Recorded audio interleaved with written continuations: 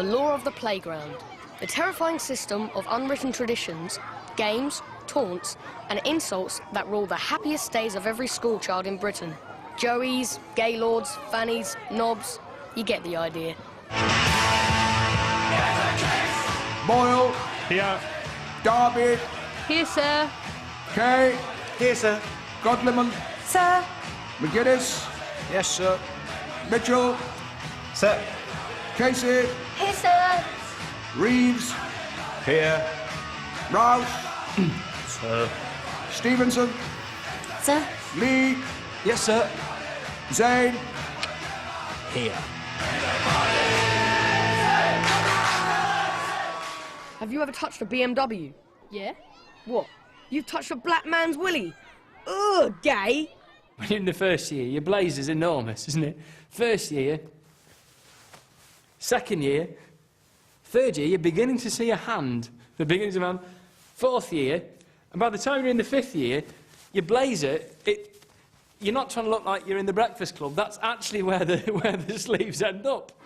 I'm sure you are all eager to know what your homework is for tonight. School bus. I imagine all school bus journeys are the same, which is whereby you create a moving prison, almost, which people can't get off, but more people get in, and it's literally a lawless state for kids. The seating from the front to the back is directly proportionate to your status. So you'd move back, you'd move back, you'd move back.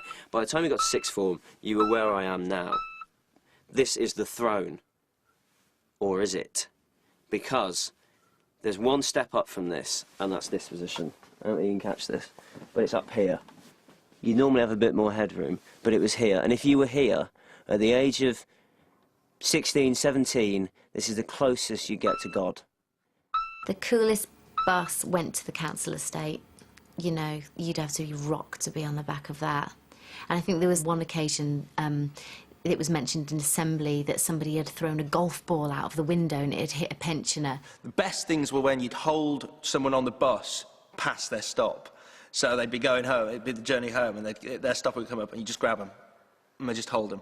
Or you'd tie their tie so tight to one of the metal bars that basically, like, they either had to miss their stop and attempt to undo their tie, or leave their tie and go without a tie until they got a new tie ordered in, because they'd had to leave it on the bus because you tied it so tight. Gareth, another school bully, would do this thing where if you were sitting by the window, he'd push you up against the window, so your arm was stuck up against the window like that, and he'd get his hand and he'd just do that. He'd put his finger up against the window. So all the way home, it would look like it was you doing that.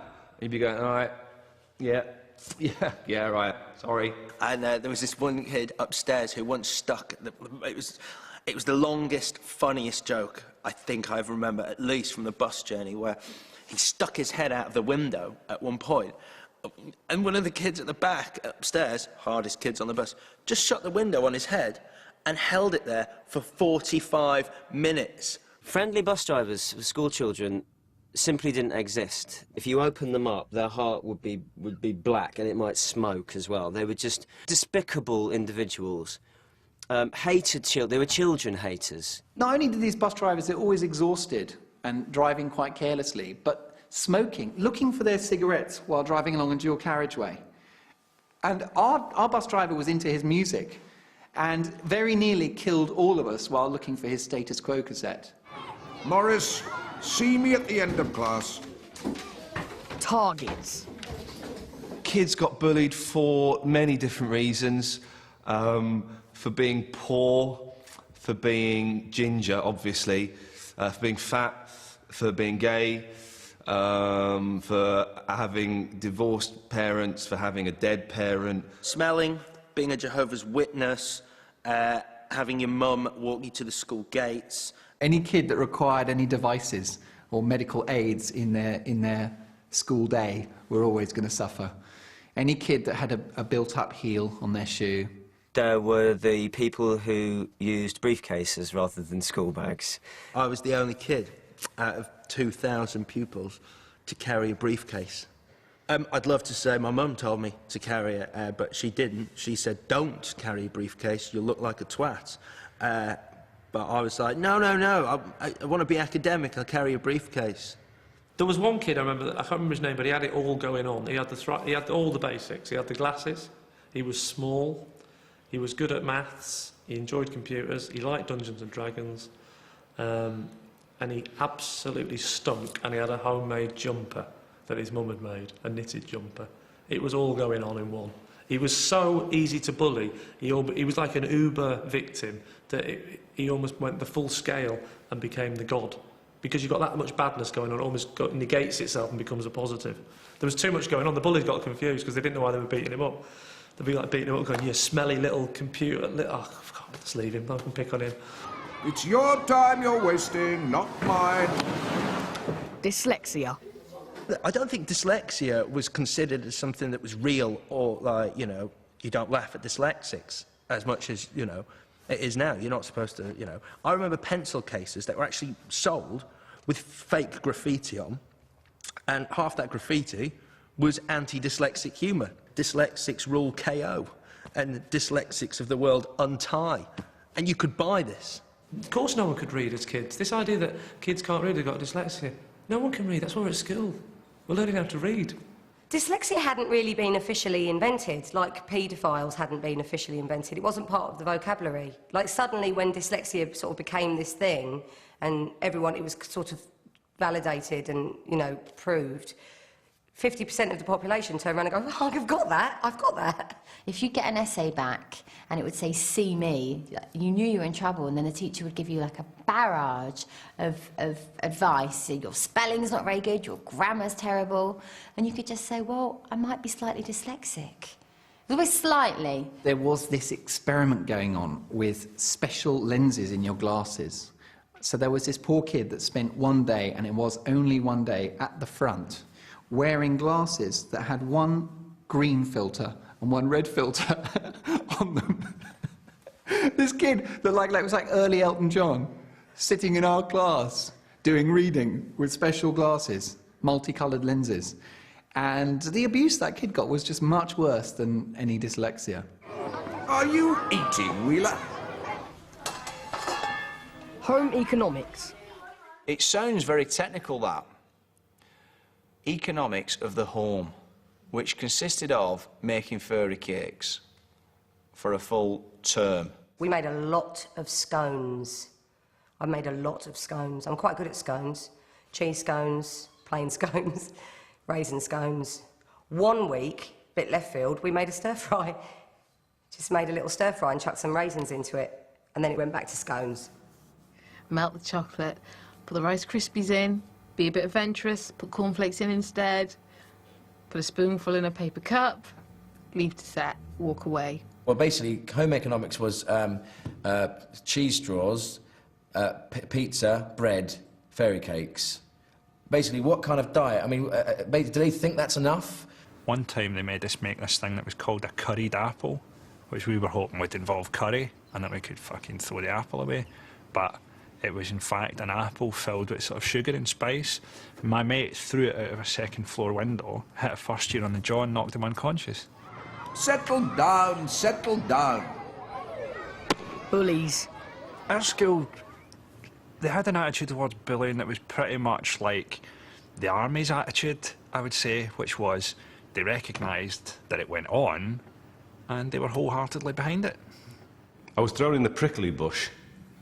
But I would imagine a lot of people were. And then I did enter into a slight area of bullying, I think in the third year, and there was a first year, we got a willow tree and bent it down and tied him on it by his hands and legs and let him hover for a while.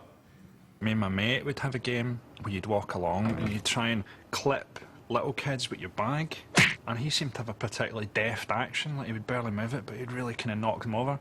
And then when we left, he showed me that all along in the side of his bag he'd been keeping a huge spanner. There was a girl who had a marble eye, which, not a marble eye, glass eye. A girl who had a glass eye. That would have been cool if it was a marble. She could have changed it different colours. We would hit her on the back of the head and on the back to see if it fell out. We wanted that rolling along the floor. That never happened, but no matter how many times it never came out. There was a boy that was just always imprisoned. He was just perpetually incarcerated. He got tied up in the football nets They wrapped him up in the goalposts, in the nets, and played football. And he had a lot of closure about it after a while. He would relax. He would just lie there in the nets and just take it. And all he would say, his big catchphrase was, "Let me out, let me out." There was always something he was in that he needed to get out of. There was one kid, it was a bit dim in the class, and quite often they'd be pushed into one of the boxes. They'd like the cupboards that keep all the tools, and they'd shut the door and get mallets and go boom, boom, boom on the side of it. They'd come out like that.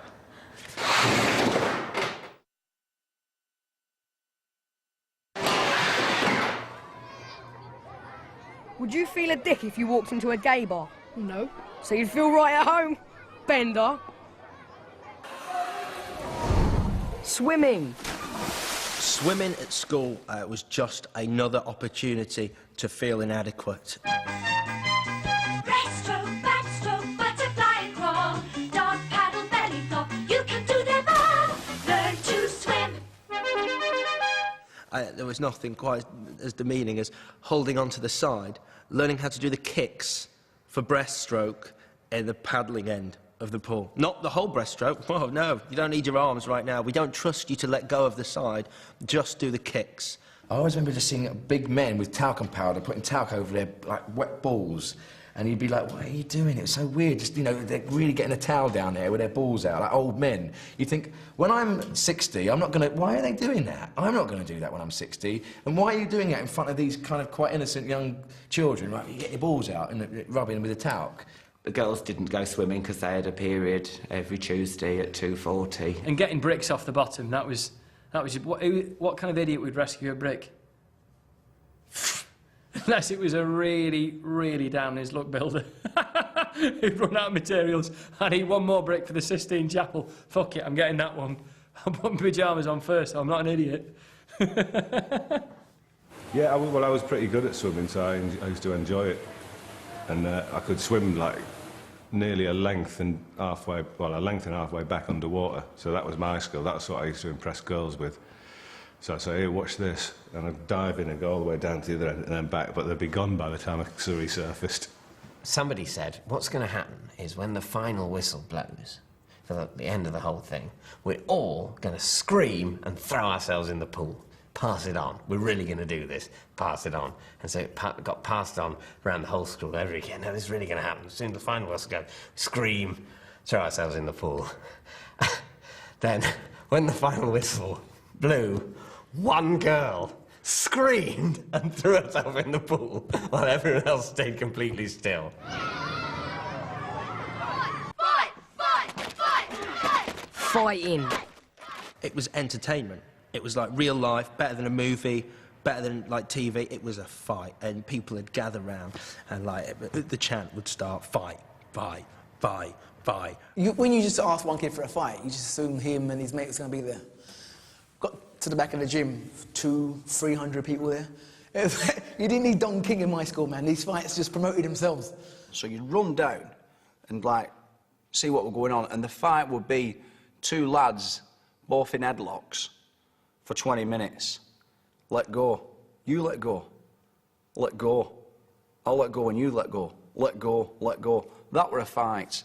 Girl fights were far more serious than boy fights. Girl fights were horrific. You'd like borrow rings, people would be putting on other people's rings, their sovereign rings, all kinds of rings. You looked like Mr. T by the time you were ready to go. I remember one girl like pulling someone's hair and just nearing her face, and someone taking a stiletto off and smashing it in someone's face. Scratching, pinching, twisting. One fight that happened, a girl bit another girl's cheek and drew blood. I tried a fight once, but it didn't take.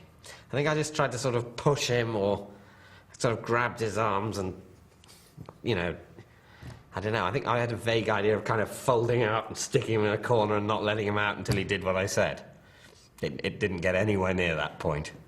You know, I had the old red mist and ran up to him and hit him as hard as I could on the jaw, and then it was like one of those comedies. He just stood there, no response, and he turned round, and I just thought I was going to die, and he said, "I've just had a déja vu," and then he dropped. It's a fantastic moment. I've just had a déja vu.